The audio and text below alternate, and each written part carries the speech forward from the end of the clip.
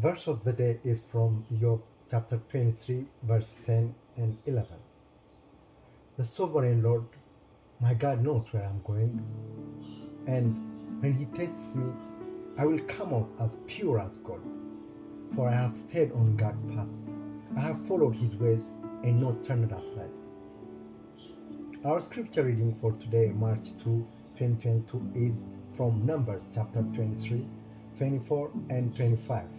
And from the New Testament, the Gospel of Mark chapter 7, verse 14 to 37. Numbers chapter 23. Balaam blesses Israel. Then Balaam said to King Balak, "Build me 7 altars here, and prepare 7 young bulls and 7 rams for me to sacrifice." Balak followed his instructions, and the two of them sacrificed a young bull and a ram on each altar. Then Balaam said to Balak, "Stand here by your burnt offerings, and I will go to see if the Lord will respond to me. Then I will tell you whatever He reveals to me." So Balaam went along to the top of a bare hill, and God met him there. Balaam said to him, "I have prepared 7 altars, and have sacrificed a young bull and a ram on each altar." The Lord gave Balaam a message for King Balak. Then He said, "Go back to Balak and give him my message." So Balaam returned and found the king standing beside his burnt offerings with all the officials of Moab. This was the message Balaam delivered. "Balak summoned me to come from Aram. The king of Moab brought me from the eastern hills. 'Come,' he said, 'curse Jacob for me. Come and announce Israel's doom.' But how can I curse those whom God has not cursed?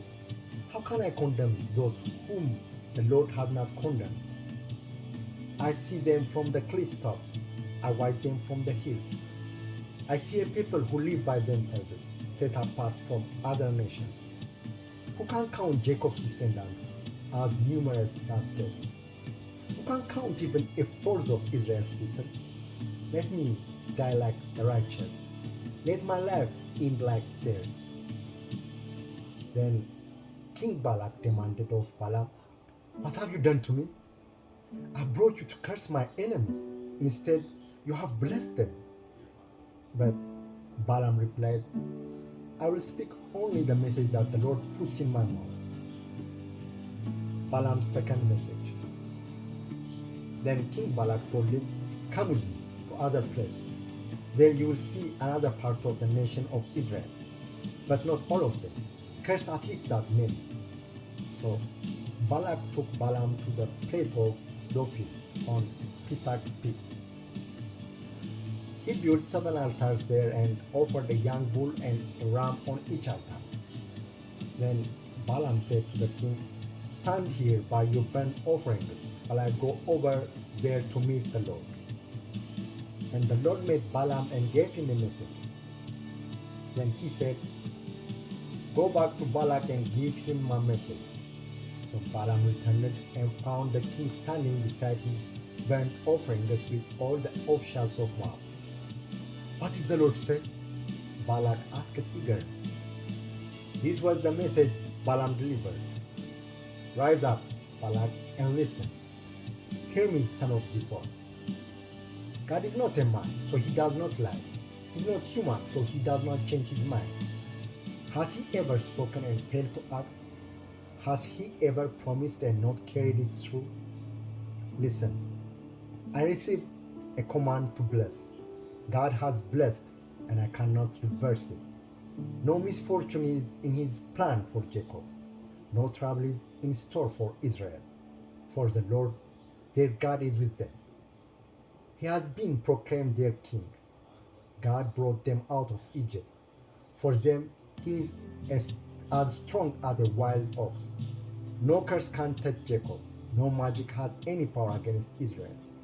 For now, it will be said of Jacob, 'What wonders God has done for Israel!' These people rise up like a lioness, like a majestic lion rousing itself. They refuse to rest until they have feasted on prey, drinking the blood of the slaughtered. Then Balak said to Balaam, "Fine, but if you won't curse them, at least don't bless them." But Balaam replied to Balak, "Didn't I tell you that I can do only what the Lord tells me?" Balaam said the message. Then King Balak said to Balaam, "Come, I will take you to one more place. Perhaps it will please God to let you curse them from there." So Balak took Balaam to the top of Mount Peor, overlooking the wasteland. Balaam again told Balak, "Build me 7 altars and prepare 7 young bulls and 7 rams for me to sacrifice." So Balak did as Balaam ordered and offered a young bull and a ram on each altar. Numbers chapter 24. By now, Balaam realized that the Lord was determined to bless Israel, so he did not resort to divination as before. Instead, he turned and looked out toward the wilderness, where he saw the people of Israel camped, tribe by tribe. Then the Spirit of God came upon him, and this is the message he delivered. This is the message of Balaam son of Beor, the message of the man whose eyes see clearly, the message of one who hears the words of God, who sees a vision from the Almighty, who bows down with eyes wide open. How beautiful are your tents, O Jacob! How lovely are your homes, O Israel! They spread before me like palm groves, like gardens by the riverside. They are like tall trees planted by the Lord, like cedars beside the waters. Water will flow from their buckets. Their offspring have all they need. Their king will be greater than Agag. Their kingdom will be exalted. God brought them out of Egypt. For them, he is as strong as the wild dogs. He devours all the nations that oppose them, breaking their bones in pieces, shooting them with arrows like a lion. Israel crouches and lies down like a lioness who dares to arouse her. Blessed is everyone who blesses you, O Israel, and cursed is everyone who curses you. King Balak flew into a rage against Balaam. He angrily clapped his hands and shouted, "I called you to curse my enemies. Instead, you have blessed them 3 times. Now get out of here. Go back home. I promise to reward you richly, but the Lord has kept you from your reward." Balaam told Balak, "Don't you remember what I told you, your messengers? I said, even if Balak were to give me his palace filled with silver and gold, I would be powerless to do anything against the will of the Lord. I told you that I could say only what the Lord says. Now, I'm returning to my own people. But first, let me tell you what the Israelites will do to you people in the future." Balaam's final messages. This is the message Balaam delivered. This is the message of Balaam son of Beor, the message of the man whose eyes see clearly, the message of one who hears the words of God, who has knowledge from the Most High, who sees a vision from the Almighty, who bows down with eyes wide open. I see him, but not here and now. I perceive him, but far in the distant future. A star will rise from Jacob, a scepter will emerge from Israel. It will crush the heads of Moab's people, crackling the skulls of peoples of Shed. Edom will be taken over, and Seir, its enemy, will be conquered. While Israel marches on in triumph, a ruler will rise in Jacob, who will destroy the survivors of Ir. Then Balaam looked over toward the people of Amalek and delivered this message. Amalek was the greatest of nations, but its destiny is destruction. Then he looked over toward the Canaanites and delivered this message. Your home is secure. Your nest is set in the rocks, but the Canaanites will be destroyed when Assyria takes you captive. Balaam concluded his message by saying, Alas, who can survive unless God has willed it? Ships will come from the coast of Cyprus.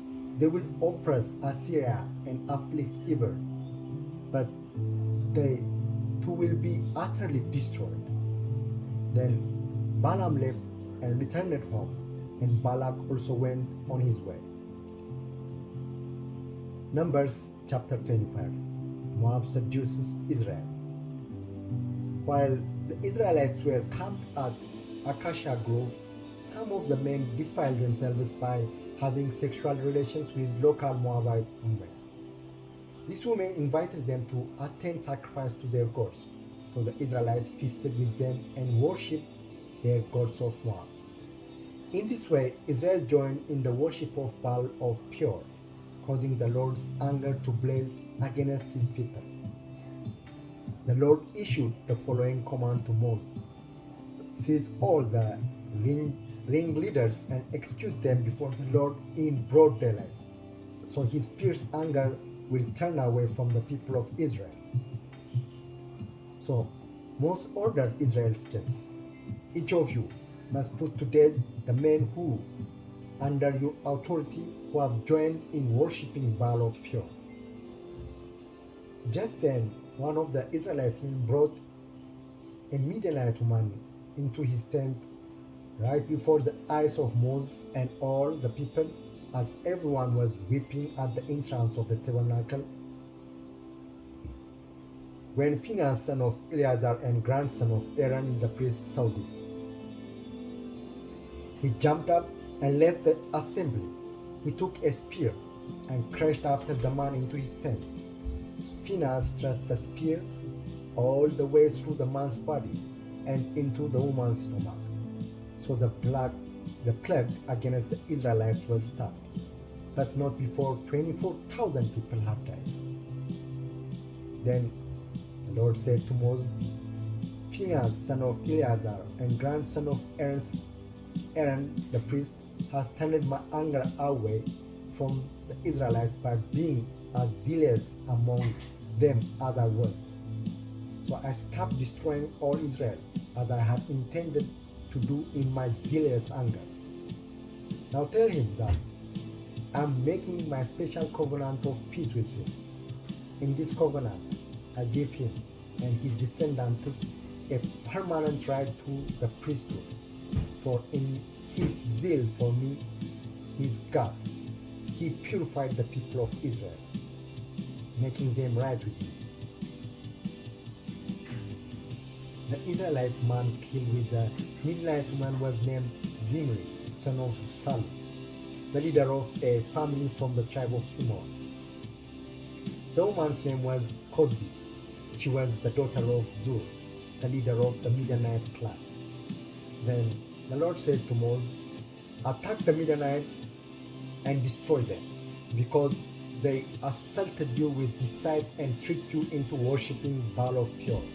And because of Cosbi, the daughter of the Midianite leader, who was killed at the time of the plague because of what had happened at Peor. The Gospel of Mark chapter 7, verse 14 to 37. Then Jesus called to the crowd to come and hear. All of you listen, he said, and try to understand. It's not what goes into your body that defiles you. You are defiled by what comes from your heart. Then Jesus went into a house to get away from the crowd, and his disciples asked him what he meant by the parable he had just used. Don't you understand either? He asked. Can't you see that the food you put into your body cannot defile you?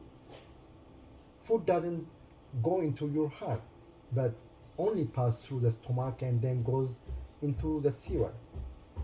By saying this, he declared that every kind of food is acceptable in God's eyes. And then he added, it is what comes from inside that defiles you.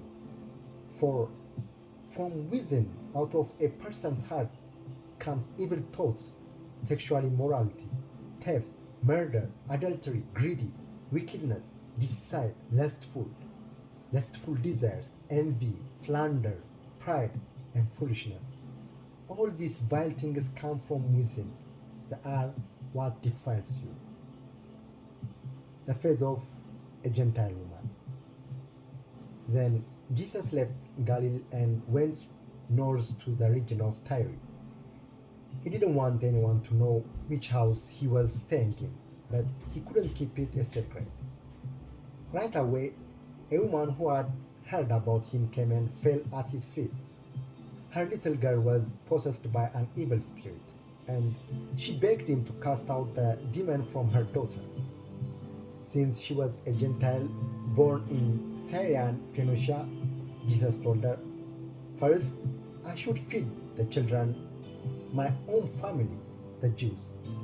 It isn't right to take food from the children and throw it to the dogs." She replied, "That's true, Lord, but even the dogs under the table are allowed to eat the scraps from their children's plates." "Good answer," he said. "Now go home, for the demon has left your daughter." And when she arrived home, she found her little girl lying quietly in bed, and the demon was gone. Jesus heals a deaf man. Jesus left Tyre and went up to Sidon before going back to the Sea of Galilee and the region of the 10 towns.